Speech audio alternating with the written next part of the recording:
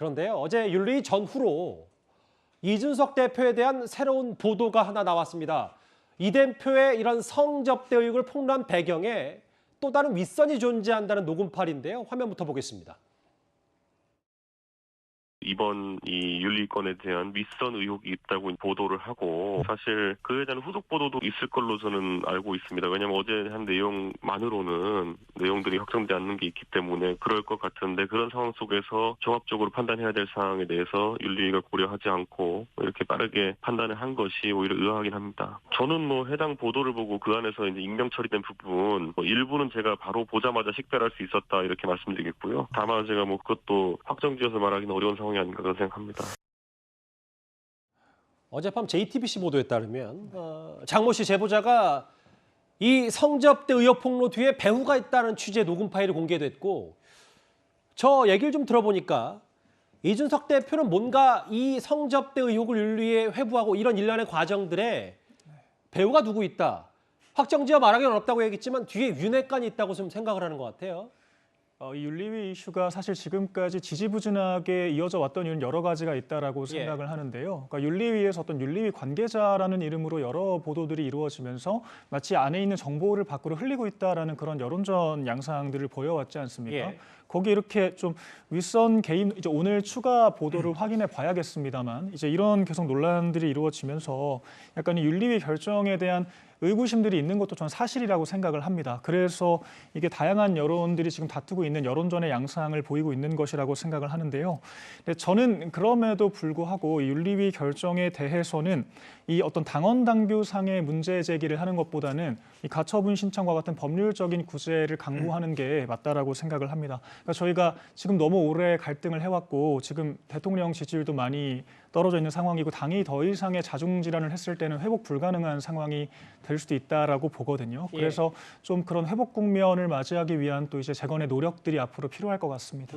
네. 박명현 대변인이 되게 조심스럽게 말씀하셨는데 이 부분 배후 얘기 이준석 대표는 계속 그 윤핵관 얘기를 했고 글쎄요 이 의혹 폭로도 기획 폭로다라고 얘기를 하고 있는데 어떻게 받아들이십니까? 그러니까 일단 이제 경찰 조사를 이제 해봐야 알겠지만요.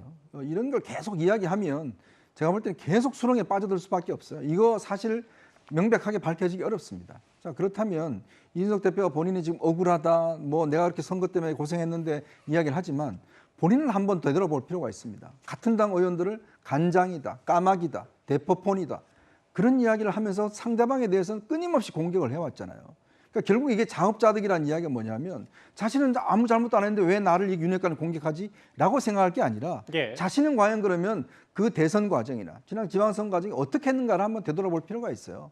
많은 상처받은 사람들이 많습니다. 그래서 어떤 면에서 보면 다들 당에서 어떤 분위기도 상당히 돌아선 게 사실이고 그렇다면 아까 김구식 교수님과 좋은 제안을 했었는데 저는 이번에 이 이준석 대표가 그동안 SNS나 방송이나 이 정치 수단을 그걸로 방송을 해왔거든요.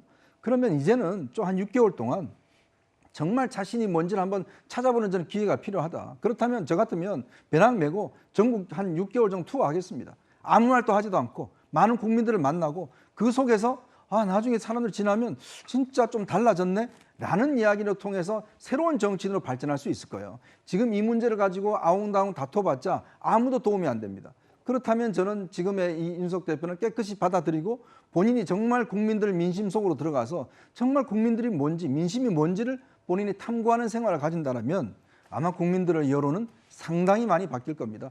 그런 게 제가 볼 때는 큰 정치인으로 갈 수 있는 중요한 길이라고 생각이 됩니다. 반면 박명현 대변인 얘기는 앞서도 얘기했지만 이준석 대표의 그런 적이 많고 이런 문제를 다 떠나서 윤리 자체가 증거도 없는데 부당한 거 아니냐. 이건 이준석식 정치가 아니기 때문에 정면 돌파할 것이다. 이렇게 말씀을 하시는 거고요. 그러니까 이게 어떤 징계라 지금 상당한 중징계가 이루어진 것이지 않습니까? 당 대표에 대해서 중징계가 이루어진 전례 없는 상황이 도래를 한 건데요. 지금 수사 이 과정에서 결론이 나지도 않았는데 이런 식으로 알겠습니다. 징계를 한 사례가 그렇게 많지는 않기 때문에 그에 대해서 저희가 또 한번 다른 의견을 가진 분들의 목소리도 좀 들어볼 필요는 있다라고 봅니다. 알겠습니다.